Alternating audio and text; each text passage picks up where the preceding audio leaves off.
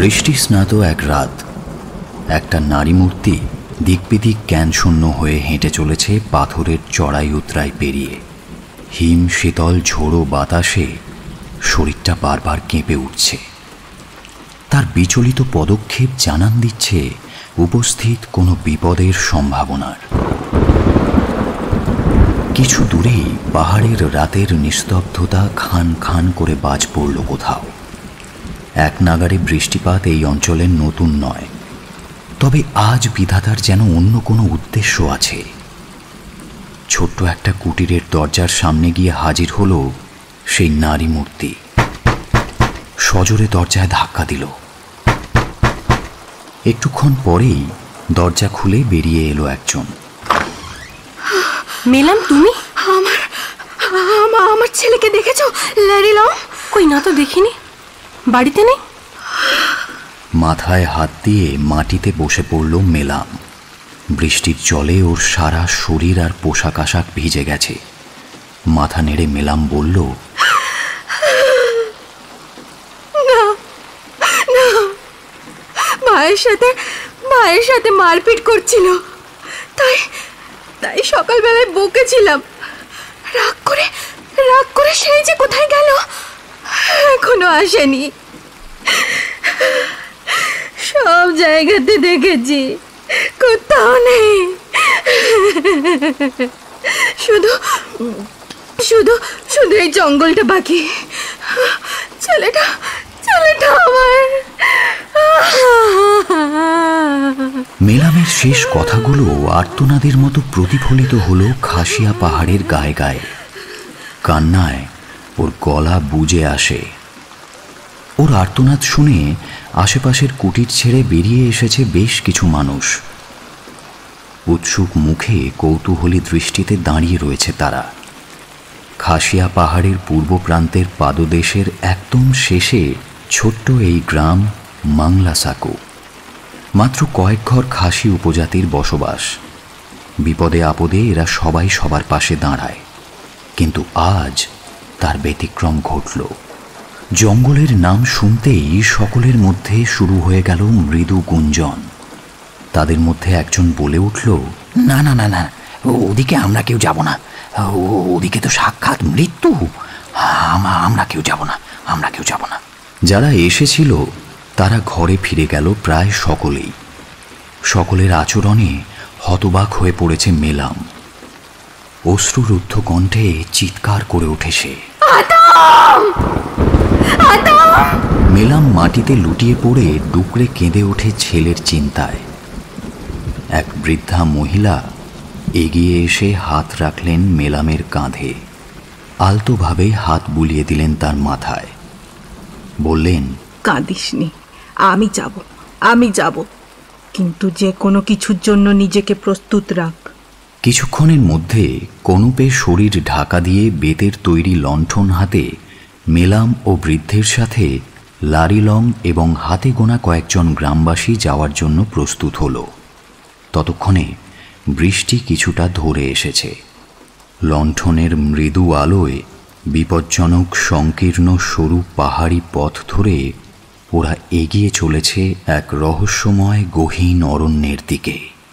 মেলাম ও লারিলংয়ের চোখে মুখে আতঙ্কের ছাপ স্পষ্ট, কিন্তু অভিজ্ঞা বৃদ্ধার মুখে ফুটে উঠেছে শোকের ছায়া। ছেলের নাম ধরে ডাকতে ডাকতে এগিয়ে চলেছে মেলাম। জঙ্গলের কাছাকাছি আসতেই মাথা নিচু করে ফেলল সকলে। বিড়বিড় করে জপতে লাগলো ইষ্ট দেবতার নাম। জঙ্গল থেকে ভেসে আসছে একরকম হাড় হিম করা অদ্ভুত শব্দ। সকলে তাদের সঙ্গে করে আনা অস্ত্রগুলো শক্ত করে চেপে উঁচিয়ে ধরল। বুকের স্পন্দন ক্রমশ দ্রুত হতে আরম্ভ করেছে, যেন দামামা বেজে চলেছে বুকের ভেতর। আতাম, আতাম, আতাম! চিৎকার করে ডাকতে ডাকতেই গহীন অরণ্যের ভেতর প্রবেশ করল মেলাম এবং বাকিরা। ওর সঙ্গে রয়েছে লণ্ঠন হাতে নিয়ে লারিলং এবং বৃদ্ধা মহিলা, আর তার পেছনে অস্ত্র হাতে ওদের ঘিরে রয়েছে সাথে আসা ৩-৪ জন গ্রামবাসী। কিছু দূর এগিয়ে সামনে তাকিয়ে উচ্ছ্বসিত কণ্ঠে চিৎকার করে ওঠে মেলাম। এগিয়ে যেতে শুরু করে সামনের দিকে, গভীরে, আরো গভীর জঙ্গলে। মেলামের চোখের দিকে তাকিয়েই ভয়ে শিউরে উঠল বৃদ্ধা মহিলা। আতঙ্কে সবাই দাঁড়িয়ে পড়েছিল, কেউ এগিয়ে যাওয়ার সাহস দেখায়নি মেলামের সঙ্গে। ক্ষিপ্র গতিতে এক হাত দিয়ে মেলামের চোখ ঢাকা দিয়ে অন্য হাতে জঙ্গল থেকে টেনে বের করে আনতে আনতে অভিজ্ঞা বৃদ্ধা বললেন, তাকাস না, তাকাস না, চোখ বন্ধ কর, চোখ বন্ধ কর, ফিরে চল, ফিরে চল। বৃদ্ধার কাছ থেকে নিজেকে ছাড়িয়ে নেওয়ার ব্যর্থ চেষ্টা করতে করতে চিৎকার করে ওঠে মেলাম।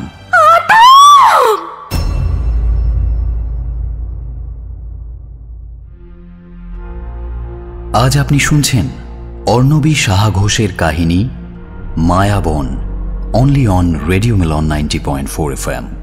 Do like, share and subscribe our YouTube channel for more audio stories and press the bell icon for notification. লেখিকা অর্ণবী সাহা ঘোষকে জানাই আমাদের আন্তরিক কৃতজ্ঞতা আমাদের এই প্রচেষ্টায় পাশে থাকার জন্য। তার জন্ম 1990 সালে নৈহাটিতে। রবীন্দ্রভারতী ইউনিভার্সিটি থেকে বাংলায় স্নাতকোত্তর পাশ করেছেন লেখিকা অর্ণবী সাহা ঘোষ। নানা ম্যাগাজিনে এবং বহু গ্রুপে লেখালেখি করেন তিনি। তার মধ্যে থেকেই আজকের গল্প হিসেবে আমরা বেছে নিয়েছি মায়াবন। মেলাম বৃদ্ধা এবং নয়নার চরিত্রে শ্রোতা, লারিলং ও মিঠাইয়ের ভূমিকায় রীতি, অভিব্রতর চরিত্রে অভিক, রাজদীপের ভূমিকায় অপূর্ব, জুঠাঙের চরিত্রে দীপক, গল্প পাঠে ডক্টর বাসু এবং সুয়ানের ভূমিকায় সায়ন, নাট্যরূপ দান চিন্ময়, পোস্টার ডিজাইনিং অপূর্ব, সমগ্র পরিচালনা এবং ধ্বনি পরিকল্পনা সায়ন। শুনছেন অর্ণবী সাহা ঘোষের কাহিনী মায়াবন। স্যার, এই রিপোর্টগুলো আরেকবার দেখুন। প্রফেসরের হাতে একতারা কাগজের একটা ফাইল ধরিয়ে ওনার মুখের দিকে সাগ্রহে তাকিয়ে রইল অভিব্রত। হাতে ধরা রিপোর্টগুলো গভীর মনোযোগের সঙ্গে উল্টে পাল্টে দেখতে থাকেন প্রফেসর বাসু। তারপর ঠোঁট উল্টে বলেন, It's a clear case of EV, an extremely rare skin disease. এটা নিয়ে বহুবার কথা হয়েছে, সার্জারি করে ডেড স্কিন সেলসগুলো রিমুভ করে আমাদের যতটা সম্ভব ওর হেলদি স্কিন সেলসগুলোকে বাঁচিয়ে রাখতে হবে। ভেরিগান আর লিকুইড নাইট্রোজেন থেরাপি চলছে sir. Good. In extreme situation cryo সার্জারির কথাও ভাবা যেতে পারে। রিপোর্টের ফাইল বন্ধ করতে করতে বললেন প্রফেসর বাসু, স্যার, আমার এই কেসটার ব্যাপারে না আজ অন্য কিছু বলার আছে, খুবই ইম্পর্টেন্ট স্যার। কথা শেষ করে প্রফেসর বাসুর হাত থেকে ফাইলখানা নিল অভিব্রত। তারপর তার ভেতরের অসংখ্য রিপোর্টের মধ্যে থেকে 3টে রিপোর্ট খুঁজে বের করে প্রফেসরের দিকে এগিয়ে দিতে দিতে বলল, ইভি শুধুমাত্র ফার্স্ট লেয়ার অফ এপিডার্মিস এরিয়াতেই দেখা যায় স্যার, কিন্তু এই পেশেন্টের ক্ষেত্রে ব্যাপারটা বেশ অন্যরকম। জি স্যার, এগুলো একটু দেখুন। এগুলোর লাস্ট এমআরআই, স্ক্যান আর ব্লাড রিপোর্ট। পেশেন্টের হার্ট, লাংস, ব্রেন সব জায়গাতেই টিস্যু হার্ড হয়ে যাচ্ছে, আর তাতে ছোট ছোট ওয়ার্ড দেখা যাচ্ছে, ঠিক ওর এপিডার্মিস এরিয়ার মতো, এমনকি জিভের ভেতরেও। ওর ব্লাড স্যাম্পল রিপোর্টটা একবার দেখুন স্যার। ওর কোনো রকম জেনেটিক ডিসঅর্ডার নেই স্যার। আর সবচেয়ে গুরুত্বপূর্ণ ব্যাপার হলো, অন্য একটা ফাইল টেনে আর একটা রিপোর্ট বের করে এগিয়ে দিতে দিতে অভিব্রত বলল, জেনেটিক ডিসঅর্ডার না থাকায় আমি পেশেন্টের ব্লাড টেস্ট করাই। জাস্ট রিপোর্টটা হাতে পেলাম স্যার, হ্যাভ আ লুক। ওর রক্তে কোনো রকম HPV ভাইরাসের নমুনাই পাওয়া যায়নি। রিপোর্টটা হাতে নিয়ে ডক্টর বাসু হতবাক হয়ে গেলেন। অবাক চোখে তাকালেন অভিব্রতর দিকে। আমরা এতদিন ওর সিমটমস দেখে ট্রিটমেন্ট করছিলাম, বাট এই কেসটা একদম অন্যরকম। আর তার থেকেও বড় ব্যাপার স্যার, একটা জিনিস লক্ষ্য করেছেন কি? পাশে দাঁড়িয়ে থাকা নার্সকে ইশারা করতেই পেশেন্টের গায়ের ওপর থেকে আলতো করে চাদরটা সরিয়ে ফেলল সে। বিছানার সাথে একেবারে যেন মিশে গেছে বছর 22-এর ছেলেটি। সারা শরীরের চামড়া শক্ত হয়ে গাছের বাকলের মতো আকার ধারণ করেছে। ছেলেটার অঙ্গ প্রত্যঙ্গ নিজে থেকে নাড়ানোর ক্ষমতা পর্যন্ত লোপ পেয়েছে। সারা শরীর জুড়ে অসংখ্য যন্ত্রের তার, মুখে রাইলস টিউব। হাতে গ্লাভস গলিয়ে এগিয়ে গেল অভিব্রত। ছেলেটির মাথায় আলতোভাবে হাত বুলিয়ে ওর ডান হাতটা তুলে দেখালো প্রফেসরকে। বলল, স্যার মিরাকেলি, কিন্তু ওর ডান হাতটাতে কিচ্ছু হয়নি, দেখতে পাচ্ছেন স্যার। তাই তো, স্ট্রেঞ্জ। তুমি এর কি ব্যাখ্যা দেবে অভিব্রত? আমার তো মাথা কাজ করা বন্ধ করে দিয়েছে। স্যার ওর সম্বন্ধে বিশেষ কিছুই জানি না। প্রায় 15-16 বছর আগে নর্থ ইস্টের একটা মেডিকেল টিম ওকে উদ্ধার করে। অনেক কষ্টে ওদের কাছ থেকে কিছু ইনফরমেশন আমরা পেয়েছি। ওরা বলছে যখন ওরা ওকে পায় তখন ও প্রায় মৃত, পাহাড়ের কাছে মুখ গুজে পড়েছিল। ওর ডান হাতে তখনই একটা ব্যান্ডেজের মতো দেখতে পায় ওরা। ওটা আগে থেকেই ছিল, কিছু জড়িবুটি দিয়ে একটা পট্টি করা। খুব সম্ভবত ওর ডান হাতটা আগে থেকেই উন্ডেড ছিল। স্থানীয় অধিবাসীরা এরকম করেই থাকে। কিন্তু আমার প্রশ্ন হলো, কি এমন জড়িবুটি ব্যবহার করেছিল যে এই মারণ রোগ ওর হাতটাকে স্পর্শই করতে পারল না, তাও আবার এত বছর পরে? আমি তোমার পয়েন্টটা ঠিক বুঝতে পারছি না অভিব্রত, ঠিক কি বলতে চাইছো? স্যার আমি ওই গ্রামে যেতে চাই। ছেলেটার পাস্ট হিস্ট্রিটা জানা দরকার স্যার। আর তাছাড়া ওই জড়িবুটির সন্ধানও করতে চাই। অভিব্রতর চোখে মুখে উত্তেজনার ছাপ স্পষ্ট। একবার যদি সেই পার্টিকুলার গাছটার সন্ধান পাই, তাহলে আপনি ভাবতে পারছেন স্যার মেডিকেল সায়েন্সের হিস্ট্রিতে কি ঘটতে চলেছে। চেয়ার ছেড়ে উঠে পড়লেন professor Basu. This is absurd Abhibrata, তোমার এই কথা শোনার মতো সময় আমার এখন নেই। অভিব্রত অস্থির হয়ে বলল, স্যার প্লিজ, মেডিকেল সায়েন্সে এই রোগের কোনো চিকিৎসা নেই। চোখের সামনে ওই বাচ্চা ছেলেটাকে মরতে দেখব? ওর স্কিন বায়োপসি রিপোর্টও তো দেখলেন, ওয়ার্ডগুলো ম্যালিগনেন্ট। লম্বা করিডোর ধরে প্রফেসরের সাথে হাঁটতে হাঁটতে কথাগুলো এক নাগাড়ে বলে চলল অভিব্রত। কিছু একটা বলতে গিয়েও অভিব্রতর মুখের দিকে তাকিয়ে একটু থমকে গেলেন প্রফেসর বাসু। তারপর বললেন, আমার চেম্বারে এসো, কথা আছে। দাঁতে দাঁত চেপে তীব্র যন্ত্রণাটা সহ্য করে নিল অভিব্রত। বাম পায়ের যন্ত্রণাটা আবার জানান দিচ্ছে। সবকিছু ভুলতে চাইলেও এই যন্ত্রণাটা কিছুতেই তাকে ভুলতে দেয় না তার অতীত। বাম পায়ের ওপর একবার হাত বুলিয়ে একটু খুঁড়িয়ে খুঁড়িয়ে এসে অভিব্রত দাঁড়ালো প্রফেসর বাসুর চেম্বারের সামনে। স্যার আসবো? হ্যাঁ এসো। ল্যাপটপের স্ক্রিনের দিকে তাকিয়েই কথাটা বললেন প্রফেসর বাসু। চেয়ার টেনে তাতে কোনো রকমে বসল অভিব্রত। একটা পেনকিলারের খুব প্রয়োজন ওর। ল্যাপটপের স্ক্রিন থেকে মুখ তুলে অভিব্রতর দিকে তাকিয়ে প্রফেসর বাসু বললেন, দেখো অভিব্রত, সেই মিসঅ্যাপের পর তুমি একটানা 1.5 বছর একটাও ছুটি নাওনি। এই হসপিটালটাকেই নিজের বাড়ি বানিয়ে ফেলেছ। কিন্তু এত কিছুর মধ্যেও যেটা মিসিং ছিল সেটা হলো তোমার সেই স্পার্কটা। এতদিন বাদে আজ আবার তোমার মধ্যে আমি সেটা দেখলাম। দেখো অভিব্রত, ওই ছেলেটির কি হতে চলেছে তা কম বেশি সবাই আমরা জানি, কিন্তু তুমি যেটা ভাবছো সেটা কি আদৌ সম্ভব? তাছাড়া তুমি যেখানে যেতে চাইছো আমি যতদূর জানি সেটা খুব ডেঞ্জারাস জায়গা, মোস্ট প্রবাবলি রেস্ট্রিক্টেড এরিয়া। তুমি হয়তো পারমিশনও পাবে না। পারমিশন নিয়ে আমি এখনই কিছু ভাবছি না স্যার। কিন্তু যাই হোক, একটা চেঞ্জের ভীষণ দরকার তোমার। আমি বাধা দেব না, তুমি ঘুরে এসো। আমার এক বন্ধু ফার্মাসিউটিক্যাল বটানি নিয়ে রিসার্চ করে, ওকে জানালে কিছু একটা ব্যবস্থা হয়ে যাবে। স্যার আসছি তাহলে, আমার এখন আবার ওপিডি আছে। বাম পাটা কোনো রকমে টানতে টানতে অভিব্রত লম্বা করিডোর দিয়ে চলে এলো ক্যাফেটেরিয়ার এক কোণে। পকেট থেকে খুব সাবধানে বের করে আনলো নিজের পার্সটা খুলে আলতো করে হাত ছোঁয়ালো একটা ছবির ওপর। তারপরেই অন্য পকেট থেকে বের করে আনলো চৌকো ছোট্ট একটা বোতল। গলায় ঢেলে নিল উষ্ণ পানীয়।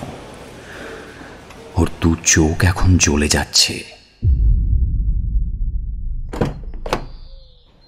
গাড়িতে উঠে বসা মাত্রই সামনের সিটে বসা ভদ্রলোকটি বলে উঠলেন, ওরা ওই জঙ্গলে ঢুকতেই দেবে না, ওই জঙ্গল অভিশপ্ত। রাজদীপের দিকে একটু অবাক হয়েই তাকালো অভিব্রত। পরিচয় করিয়ে দিই, এ হলো জুঠাং আর ও সুয়ান।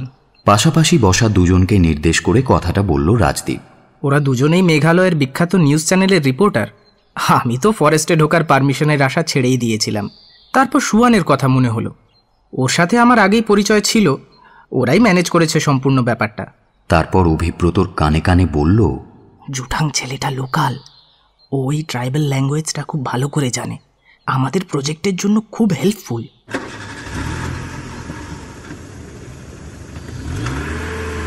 অভিব্রত লক্ষ্য করল ওরা নিজেদের মধ্যে জঙ্গলের আতঙ্ক নিয়ে কি যেন একটা আলোচনা করছে। তাই পুরনো প্রসঙ্গের জের টেনে প্রশ্ন করল, ওই জঙ্গলে কি এমন আছে বলো তো, এত রেস্ট্রিকশন কেন? ওই জঙ্গলে যারা যায় তারা কোনোদিন ফিরে আসেনি। তাছাড়া রাতের বেলায় ভয়ঙ্কর সব শব্দ শোনা যায়। কেউ ফিরে আসেনি কেন? কেউ যে ফিরে আসে না তা নয়, একটা নির্দিষ্ট সীমানার বেশি যাওয়া যায় না। সীমানা পেরোলেই একটা অজানা আতঙ্কে শিউরে উঠল জুঠান। আমরা ওই অবধি পারমিশন পেয়েছি। লোকে বলে ওই জঙ্গলে শয়তানের বাস। আমরা এর আগে কোনোদিন ওই জায়গায় যাওয়ার কথা ভাবিনি, কিন্তু রাজদীপ এত জোর করলো আর আমরাও ভাবলাম ভালো স্টোরি পেয়ে যাব, তাই গাড়ি চালাতে চালাতে কথাগুলো বলল সুয়ান। কিন্তু ঠিক কি কারণে আপনারা ওখানে যাচ্ছেন? শুধু যে ওই জঙ্গলের টানে তা তো মনে হচ্ছে না। পেছনের সিটে বসা অভিব্রতর দিকে তাকিয়ে প্রশ্নটা করল জুঠান। সমস্ত ব্যাপারটা ওদেরকে জানালো অভিব্রত। তারপর একটু থেমে বলল, আমাদের কাছে ওই কেসটা আসতে অনেকটা দেরি হয়ে গেছে। মেডিকেল ক্যাম্প ছেলেটিকে যখন পায় তখনও বলার মতো কোনো অবস্থায় ছিল না। ওরা প্রাইমারি সাপোর্ট দিয়ে ছেলেটাকে বাঁচিয়েছিল, কিন্তু প্রাণই বেঁচে ছিল শুধু। ধীরে ধীরে আরও অসুস্থ হয়, বহু হাসপাতাল ঘুরে অবস্থার আরও অবনতি হয়। এখন শেষ কয়েক মাস হলো আমাদের হাসপাতালেই রয়েছে। শোনো, আমাদের হাতে কিন্তু সময় খুব কম, যা করার এর মধ্যেই করতে হবে। প্ল্যানটা বরং এখন করে নেওয়া যাক। অভিব্রতর পাশ থেকে বলে ওঠে রাজদীপ। মেঘের বাড়ি মেঘালয়ের খাসিয়া পাহাড়ের পাকদণ্ডি বেয়ে এঁকে বেঁকে এগিয়ে চলেছে ওদের গাড়ি। শুভ্র জমাট বাঁধা মেঘগুলো মাঝে মাঝেই বৃষ্টি হয়ে সঙ্গী হচ্ছিল ওদের। চড়াই উতরাই পেরিয়ে ওরা যখন মাংলা সাকু পৌঁছয় তখন দিনের আলো পড়ে এসেছে। গাড়ি থেকে নেমে প্রাকৃতিক শোভা দেখে তন্ময় হয়ে গেল রাজদীপ আর অভিব্রত। পরন্তু সূর্যের আলোর লাল আভা ছড়িয়ে পড়েছে চারিদিকে। ঠান্ডাটাও বেশ উপভোগ্য। বুক ভরে সবুজ গন্ধের শ্বাস নিল দুজনে। আশেপাশের দিকে একবার চোখ বুলিয়ে একটু খটকা লাগলো অভিব্রতর। এদিক ওদিক যে কয়েকটা কুটির ছড়িয়ে ছিটিয়ে আছে তার মধ্যে কোনোটাকেই বাসযোগ্য বলে মনে হলো না। এমনকি কোনো জনমানব অবধি দেখা গেল না। সুয়ান আর জুঠানকে জিজ্ঞেস করতে গিয়ে দেখল ওরা আরেকটু এগিয়ে অপেক্ষাকৃত বড় আর বাসযোগ্য একটা কটেজের ভেতরে প্রবেশ করেছে ততক্ষণে। ব্যাগপত্র রাখতে রাখতে রাজদীপ প্রশ্ন করল, আশেপাশে কোনো লোকজন দেখছি না, কেউ থাকে না এখানে? অনেক বছর আগেই এই স্থানটি পরিত্যক্ত। ওই অভিশপ্ত জঙ্গলের কারণে কেউ থাকতে চায় না এখানে। কুটিরের সমস্ত দরজা জানালা বন্ধ করতে করতে উত্তর দিল জুঠান। জানলা দরজা এইভাবে বন্ধ করছো কেন? কোনো বন্য জন্তু জানোয়ারের উপদ্রব আছে নাকি? তার থেকেও ভয়ঙ্কর কিছু। রাত হওয়ার আগেই খাওয়া দাওয়ার কাজ সেরে যে যার মতো শুয়ে পড়ো। সবার শরীর ভীষণ ক্লান্ত। যা করার কাল থেকে শুরু করতে হবে। আর হ্যাঁ, ভুলেও কেউ রাতের বেলা বাইরে বের হবে না। জুঠানের বলা শেষ কথাগুলো সতর্কবাণীর মতো শোনালো। আর কোনো প্রশ্ন কেউ করল না।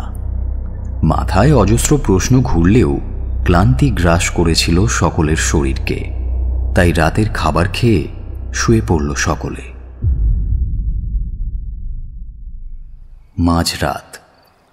বিছানা ছেড়ে হঠাৎই উঠে বসল অভিব্রত। একটা অদ্ভুত শব্দ আসছে। খাট থেকে নেমে জানালার কাছে কান পাতল সে। শব্দটা বাইরের থেকেই আসছে। কিসের শব্দ ওটা? সবাইকে ডাকতে গিয়েও থমকে গেল সে। অকাতরে ঘুমোচ্ছে সকলে, তাই একাই দরজা খুলে বাইরে বের হয়ে গেল সে। বাইরে শব্দটা আরো স্পষ্ট। শব্দটা আসছে যেদিক থেকে সেদিকেই তো জঙ্গল।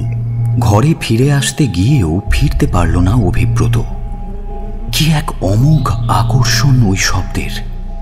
মন্ত্রমুগ্ধের মতো এগিয়ে চলল সেই শব্দের উৎসের দিকে। ভুলে গেল জুঠাঙের বলা সেই সতর্কবাণী।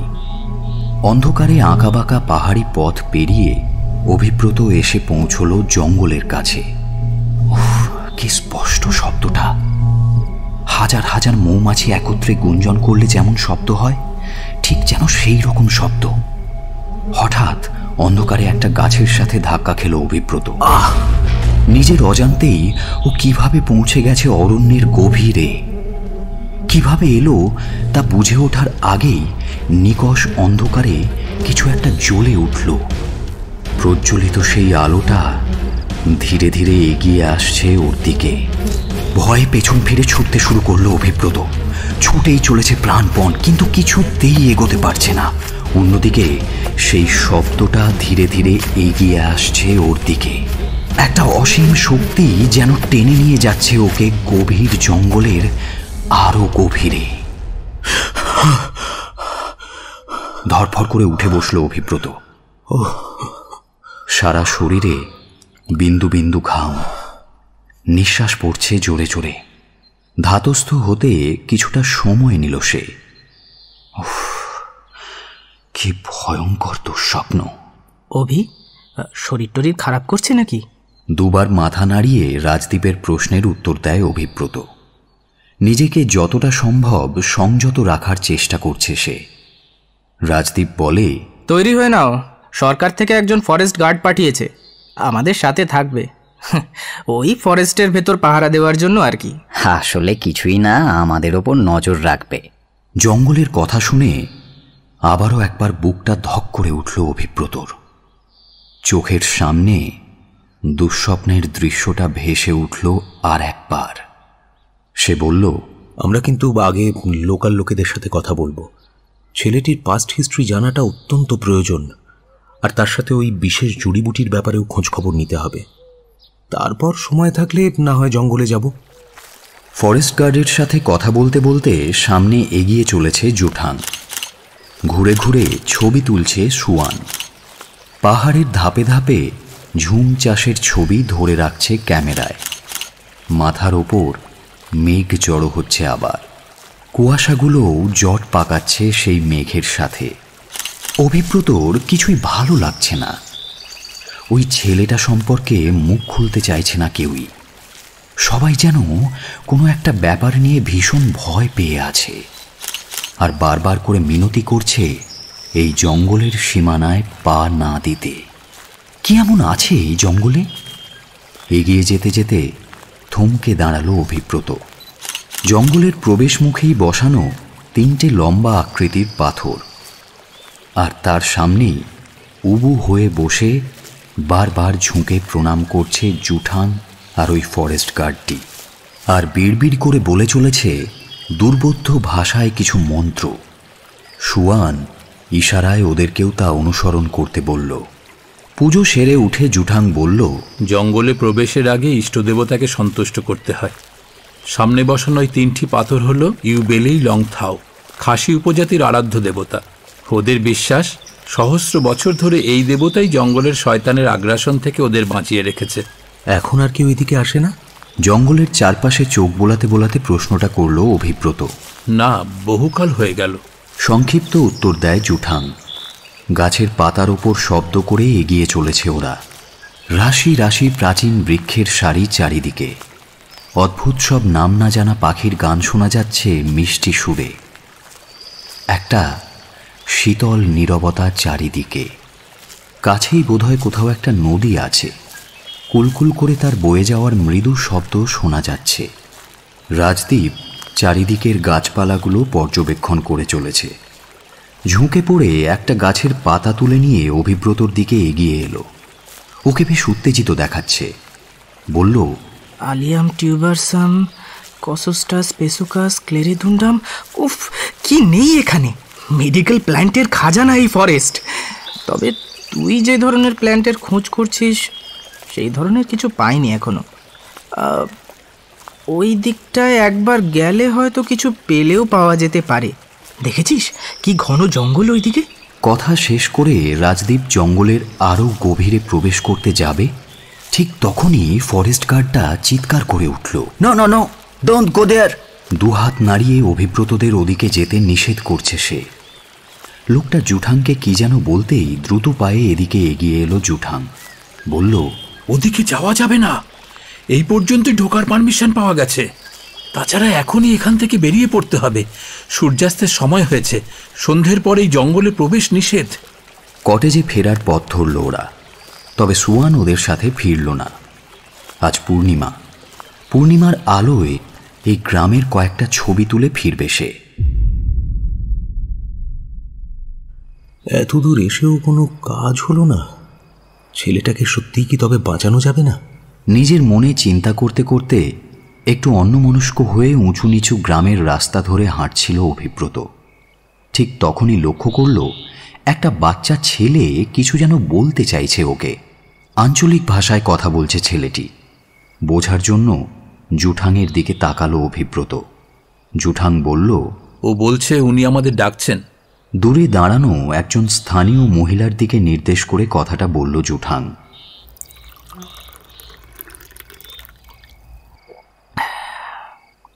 দেখ, তোর বিশ্বাস আমি একদম উড়িয়ে দিচ্ছি না। আমিও জানি এক বিশেষ প্রজাতির উদ্ভিদ আছে যার হিলিং পাওয়ার কল্পনার বাইরে। আর সেই প্রজাতি যদি এই ফরেস্টে থেকে থাকে তবে তো দিনের বেলায় খালি চোখে দেখতে পাওয়া যাবে না, তাকে দেখতে লাগে রাতের অন্ধকার। সোনালি উষ্ণ পানীয়টা গলায় ঢেলে গ্লাসটা রাখতে রাখতে কথাটা বলল রাজদীপ। জুঠাং অনেকক্ষণ ধরে কাউকে ফোনে যোগাযোগ করার চেষ্টা করে চলেছে। চেষ্টা ব্যর্থ হওয়ায় বিরক্ত মুখে গ্লাসের তরলের পুরোটাই গলায় ঢেলে নিল একেবারে। পাহাড়ি রাস্তায় চলাফেরায় বিকেল থেকেই অভিব্রতর পায়ের ব্যথাটা আবার মাথা চাড়া দিয়ে উঠেছে।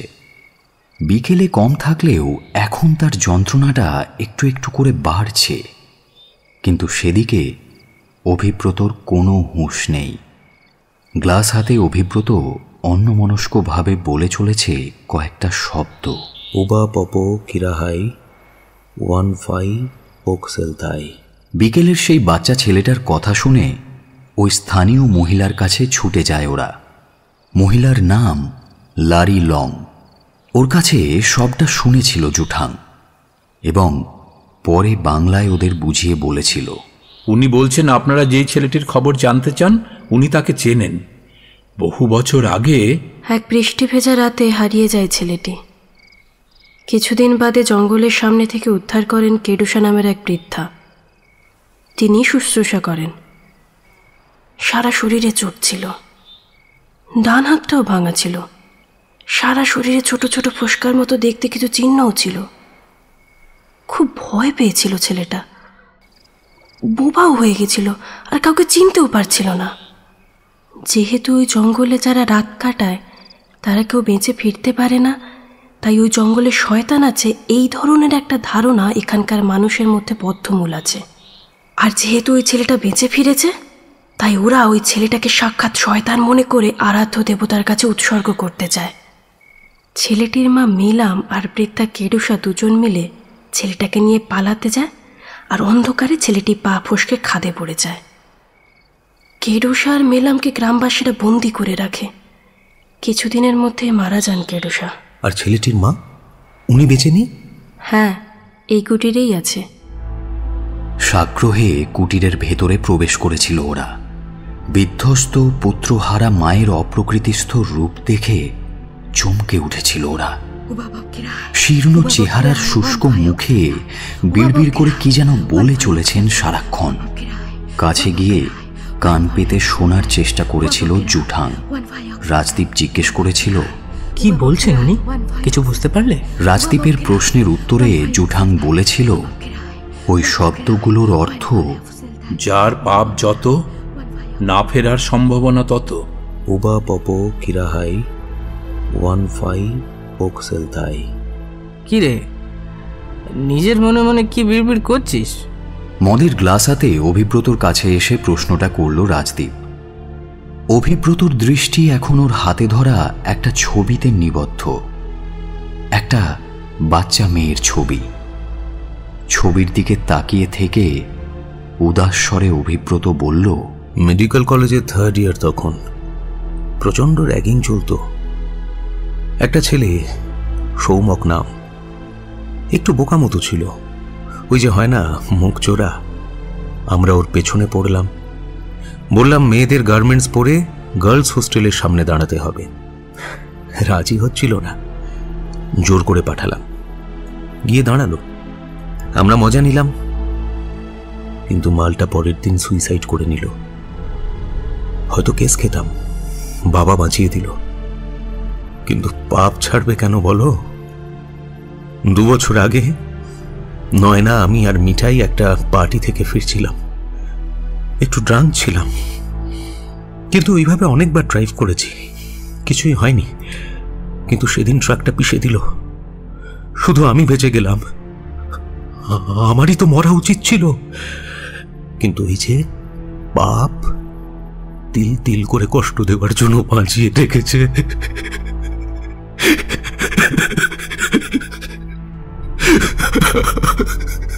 ঝরঝর করে কেঁদে ফেলল অভিব্রত। কাঁদিস না, কাঁদিস না, ওটা তোর ফল্ট নয়, নিয়তি, বুঝলি?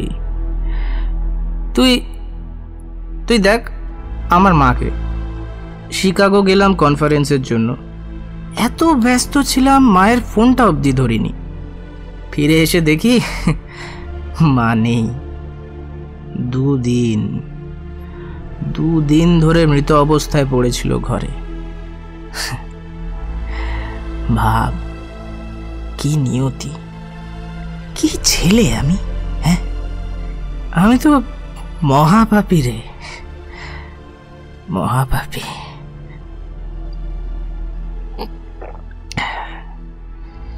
জড়ানো কণ্ঠে কথাগুলো শেষ করে গ্লাসের উষ্ণ পানীয়টা একবার গলায় ঢালল রাজদীপ। এতক্ষণ চুপ করে সবটা শুনছিল জুঠাং। এবার একটু ইতস্তত করে সে বলল, মেঘালয়ের নামে নিউজ চ্যানেলে চাকরিটা আমাদের এমনি এমনি হয়নি, থাকতোই না চাকরিটা। টার্গেট দিল হেডলাইন স্টোরি জোগাড় করতে হবে। আমরা ফ্রেশার্স, অত কিছু বুঝতাম না তখন। কি করে পাবো এই চিন্তা করতে করতে আমি আর সুয়ান বাড়ি ফিরছি। জনশূন্য রাস্তা, বৃষ্টি হচ্ছিল। দূরে দেখলাম একটা গাড়ি ব্রেক কষল। আমরাও দূরে দাঁড়িয়ে পড়লাম। গাড়ি থেকে নামলো এমএলএর ছেলে, হাত ধরে টেনে নামালো একটা মেয়েকে, বাচ্চা মেয়ে, চিৎকার করছিল। বাইক স্ট্যান্ড করে আমি এগিয়ে যাব, তখনই হাত চেপে ধরল সুয়ান, বলল, তাড়াতাড়ি ফটো তোলো, এটাই আমাদের প্রজেক্ট, সামনে ইলেকশন। তুললাম। ও ভিডিও করলো। মেয়েটা যন্ত্রণায় ছটপট করছিল, চিৎকার করছিল। ওরা গাড়ি চালিয়ে দিল মেয়েটার ওপর। আমরা হসপিটালে নিয়ে গেছিলাম ওকে। চাকরিটা বেঁচে গেল, কিন্তু মেয়েটা বাঁচল না। এখনো আমি ওই মেয়েটার চিৎকার শুনতে পাই, এখনো। জুঠাংয়ের গলার স্বর ধরে এসেছে। কি যেন একটা বলতে যাচ্ছিল রাজদীপ।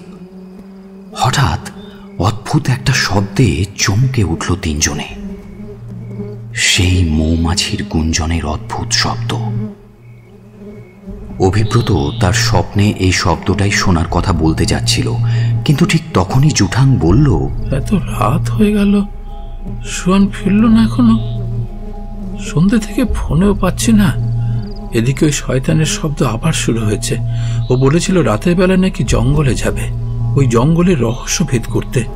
ও কাল গাড়িতে বলেছিল এই স্টোরিটার জন্য সব করতে পারে। আমার মনে হয় ও সেখানেই গেছে। আমার এক্ষুনি ওকে খোঁজা দরকার।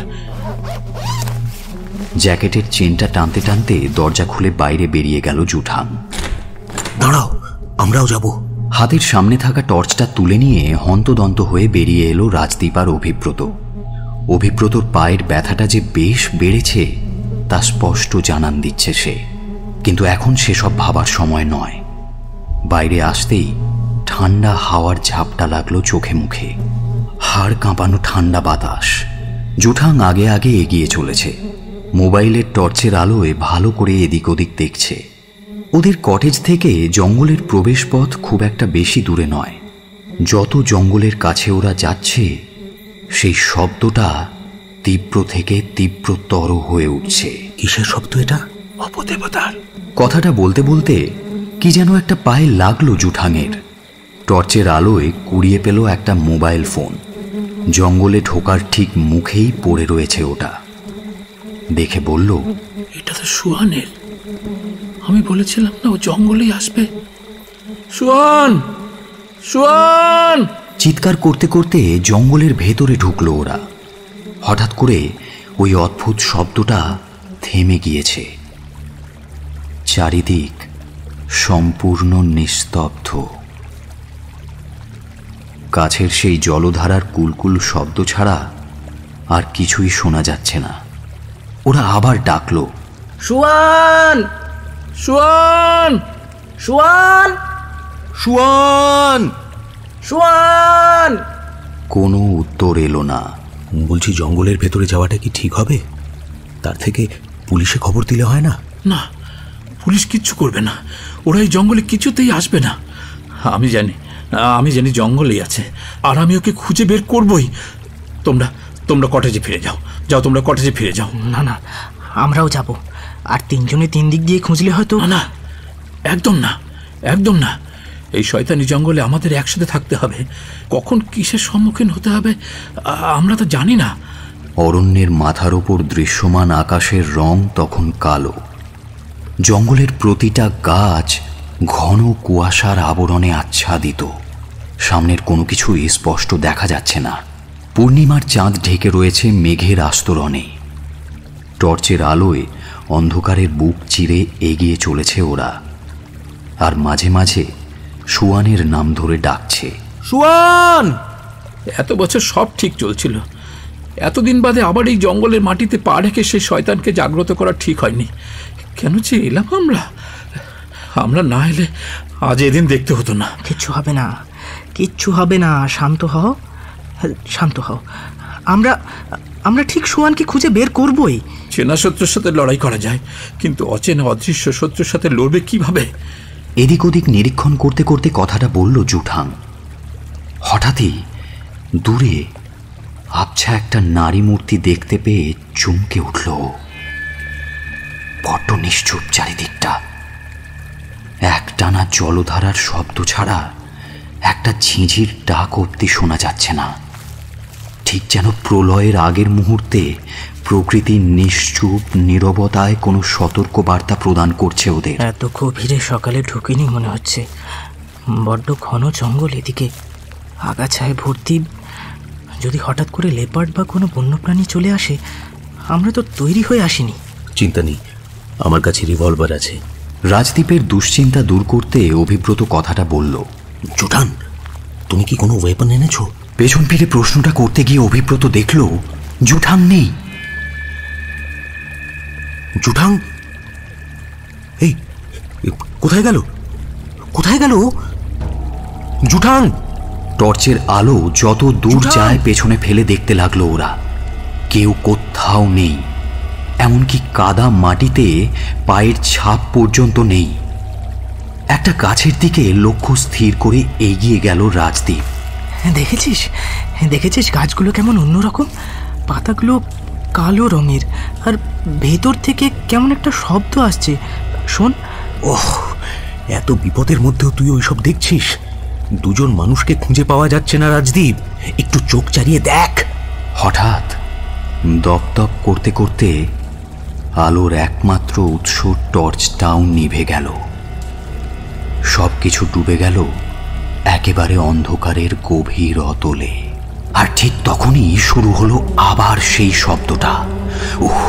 প্রচণ্ড সেই শব্দ, যেন হাজার হাজার মৌমাছি একসাথে গুনগুন করছে। শব্দটার মধ্যে এমন অদ্ভুত কিছু আছে যা মাথার ঘিলু পর্যন্ত কাঁপিয়ে দিচ্ছে ওদের। এমনকি থরথর করে কেঁপে উঠল ওদের পায়ের তলার মাটিটাও। দুহাতে নিজের কান চাপা দিয়ে অভিব্রত বলে উঠল, আহ! ফিরে চল রাজদীপ, এই জঙ্গল আমাদের গিলে খাবে। কিন্তু কোথায় রাজদীপ? তখন ও শুনতে পাচ্ছে ওর ছোটবেলার পোষা কুকুরটার ডাক। অন্ধকারে ওর সামনে ছোট্ট সাদা শরীরটা লাফিয়ে লাফিয়ে এগিয়ে চলেছে সামনের দিকে, আর রাজদীপ তাকে ধাওয়া করছে। কুট্টুস, কুট্টুস, তুই এখানে? তুই বেঁচে আছিস। বিশ্বাস কর আমি তোকে মারতে চাইনি। অত জোরে সামনে থেকে গাড়িটা আসছিল, ভয় তোকে ফেলে পালিয়ে এসেছিলাম। খুব কষ্ট হয়েছিল রে, খুব কষ্ট হয়েছিল। কুটুস। রাজদীপ নিজের অজান্তেই প্রবেশ করে চলেছে জঙ্গলের গভীরে। ডালপালার আঘাতে ছিন্ন ভিন্ন হয়ে যাচ্ছে ওর পোশাক, কিন্তু সেদিকে ওর কোনো ভ্রুক্ষেপ নেই। ও এগিয়ে চলেছে গভীর জঙ্গলে, আর বাচ্চা ছেলেদের মতো অনুশোচনা করে চলেছে বহু বছর পূর্বে তার মৃত পোষ্যের জন্য। সেই অশরীরী পোষ্য ওকে যে কোথায় নিয়ে চলেছে তা ও নিজেও জানে না, কিন্তু রাজদীপ এগিয়েই চলেছে। এক জায়গায় এসে স্তম্ভিত হয়ে দাঁড়িয়ে পড়ল সে। ছোট ছোট ছত্রাকের মতো কিছু যেন অন্ধকারে জ্বলজ্বল করছে। The miracle tree, the miracle tree, the miracle tree. এরই তো খোঁজ করছিলাম আমি, এরই তো খোঁজ করছিলাম এতদিন ধরে। মিরাকেল ট্রি পেয়েছি, সেই মিরাকেল ট্রি।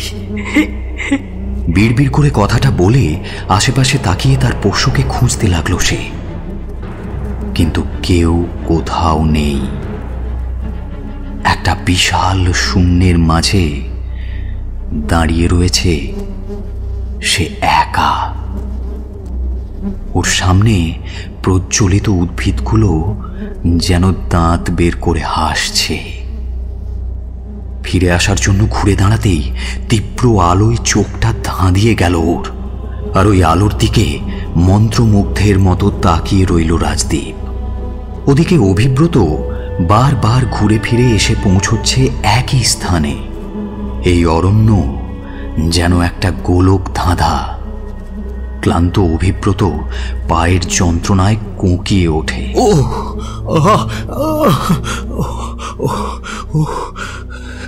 রাজদীপ, রাজদীপ, জুঠাং, জুঠাং। ফিরে যাওয়ার পথ খুঁজে পাচ্ছে না সে, ঠিক সেই দুঃস্বপ্নের মতো। সেই অদ্ভুত শব্দটার সাথে এতক্ষণে ধাতস্থ হয়ে গেছে ও। সঙ্গীতের নাম চিৎকার করে বারবার ডেকে চলেছে সে। তেষ্টায় গলা শুকিয়ে কাঠ। হঠাৎ কানে এলো একটা শিশুর হাসির শব্দ। এ হাসি তার খুব চেনা। চোখ বন্ধ করে অনুভব করলো অভিব্রত। তাকিয়ে দেখল দূরে যেন একটা আলো দেখা যাচ্ছে। মরুভূমির মরীচিকা দেখার মতোই সেই আলোর উৎস সন্ধানে ওর বাম পাটা টেনে টেনে ছুটে যাওয়ার চেষ্টা করলো অভিব্রত। আলোর কাছাকাছি আসতেই একটা দৃশ্য দেখে চমকে উঠল সে। চাঁদের আলোয় সমস্ত দৃশ্যটা ওর সামনে ভেসে উঠেছে। ও দেখল একটা উদ্ভিদ বেড়ে উঠছে ধীরে ধীরে, বিস্তারিত করছে তার শাখা প্রশাখা।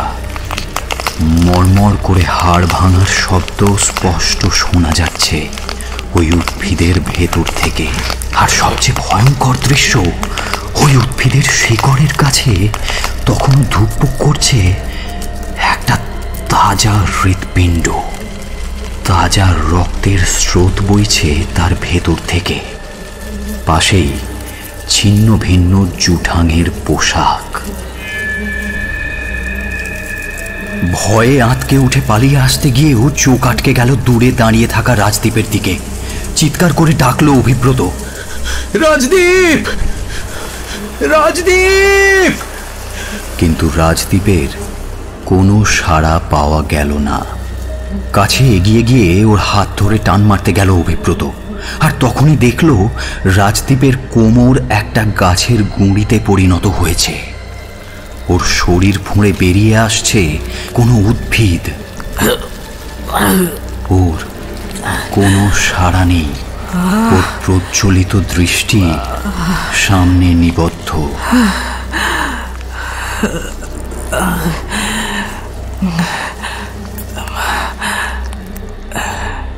ওর গায়ের চামড়া বাকলে পরিণত হয়েছে, ঠিক ওই হসপিটালের ছেলেটার মতো।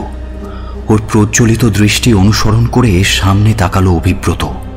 চোখ ধাঁধানো আলোয় ঝলসে গেল ওর চোখ। কিছুক্ষণ পরেই ওই তীব্র আলোয় চোখ সয়ে এলে দেখল ওর সামনেই একটা প্রজ্বলিত বিশাল আকার উদ্ভিদ, যার দেহ থেকে বেরিয়ে এসেছে হাজার হাজার প্রজ্বলিত আকর্ষ। সেই আকর্ষগুলো সুবিস্তৃত সমগ্র অরণ্য জুড়ে সমস্ত উদ্ভিদ থেকে যেন রসদ আহরণ করছে। সেই রকম একটি আকর্ষই যেন প্রবেশ করেছে বৃক্ষরূপী রাজদ্বীপের শরীরেও। রাজদ্বীপের কষ্ট অভিব্রত আর সহ্য করতে পারল না। পকেট থেকে বন্দুকটা বের করে দুবার চালিয়ে দিল। সে বুঝতে পারল সে এখন সম্পূর্ণ একা। ভয়ে পালিয়ে আসতে যাচ্ছিল অভিব্রত। ঠিক তখনই ওর চোখের সামনে ভেসে উঠল অদ্ভুত এক দৃশ্যপট। ছোট্ট মিঠাই আর নয়নাকে নিয়ে গাড়ি চালিয়ে ফিরছে সে। বাবা, ও বাবা, দেখো দেখো বাবা। চুপ করে বসো মিঠাই, দুষ্টুমি করো না। টুকটাক কথা আর মিঠাইয়ের দুষ্টুমি। হঠাৎ হেডলাইটের একটা আলো, একটা চিৎকার। দরজা খুলে ঠেলে অভিব্রতকে গাড়ি থেকে ফেলে দিল নয়না, আর গাড়িটা ট্রাকের তলায় ঢুকে গেল পর মুহূর্তে।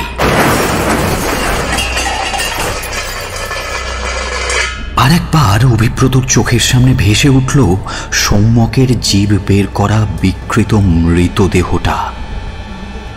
আর একবার মিঠাইয়ের মুখটাও যেন ভেসে উঠল, ডেকে উঠল বাবা। ধীরে ধীরে একটা প্রজ্বলিত আকর্ষ প্রবেশ করছে অভিব্রতর শরীরে। ওর শরীর ফুঁড়ে বেরিয়ে আসছে একটা উদ্ভিদ। পা দুটো শেকড় হয়ে গেঁথে গেছে মাটির গভীরে। হাত থেকে রিভলভারটা খসে পড়ল অভিব্রত। তার কোনো হুঁশ নেই আর। ধীরে ধীরে ও পরিণত হচ্ছে একটা বিশাল আকার উদ্ভিদে। ওর হৃৎপিণ্ডটা থেঁতলে মিশে যাচ্ছে মাটিতে। রক্ত চুইয়ে পড়ছে আকর্ষ বেয়ে। ওর চোখ ফুঁড়ে বের হয়ে এলো উদ্ভিদের একটা প্রশাখা। চোখের সাদা মণিটা ঠিকরে গড়িয়ে পড়ল মাটিতে। গুনগুন গুঞ্জন দ্বিগুণ সুরে বাজছে এখন। হয়তো উদ্ভিদগুলো বাক্য বিনিময় করছে নিজেদের ভাষায়। বহু বছর বাদে নতুন উদ্ভিদের আগমনে আনন্দে মেতে উঠেছে ওরা। এই অরণ্য থেকে কেউ ফেরে না, কেউ না। Ubapop Kirahai, one fire oxel tai, Ubapop Kirahai, one fire oxel tai, one fire oxel tai, Ubapop Kirahai, Ubapop Kirahai, Ubapop Kirahai, one fire oxel tai.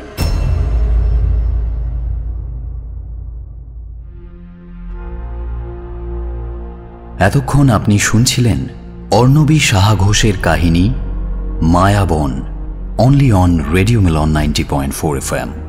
Do like, share and subscribe our YouTube channel for more audio stories and press the bell icon for notification. লেখিকা অর্ণবী সাহা ঘোষকে জানাই আমাদের আন্তরিক কৃতজ্ঞতা আমাদের এই প্রচেষ্টায় পাশে থাকার জন্য।